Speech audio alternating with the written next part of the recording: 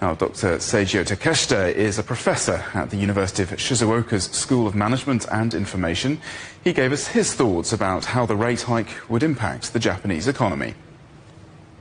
Well, I would say this is more like normalization of the rates. People talk about rate rise, but this is really a normalization. And from that context, yes, we are getting back to normalized state. But that said, of course, there's quite a lot of external ambiguity factors, particularly from the United States with the new president. So this is something that we all have to watch very carefully. And of course, BOJ itself is also watching very carefully, because that basically could evoke so many of the unexpected type of volatility.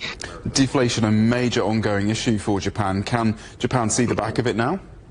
Well, yes, we've already achieved, what the BOJ saw as a goal of 2% on CPI, and we are expected to see continuous rise in the wage side and inflation.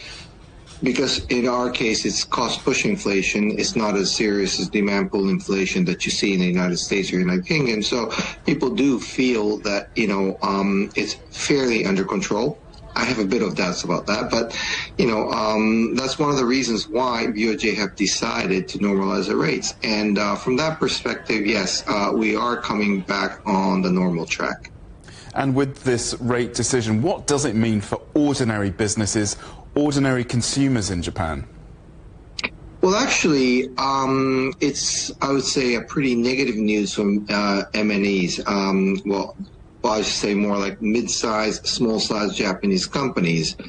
And the reason for this is that they're very much relying on indirect financing, in other words, financing from the banks. And these medium and small-sized enterprises, for that reason, will have more burden on the interest side, and also they're much reliant on the borrowing. So, from that perspective, it would be negative for these companies. But again, this is normalization. One would expect that, it would basically decrease the, I would say, the rates between the United States and Japan, therefore inducing, stronger yen. Thus, we'll be able to avoid, further pressure from inflation, which I think is a very optimistic scenario. And my reasoning for this is because I don't think the interest rate gap will be lessened as many people expect, particularly as we are facing upper house election in Japan in the summertime. And also due to the fact that, as I just explained, a lot of mid-sized and small enterprises politically would not like the rate rise. And how do you think this move aligns Japan's central bank now with other major central banks? I don't think the Bank of Japan has the same maneuverability or capability as the Fed or the European Central Bank. They don't have the deep pocket as many people think.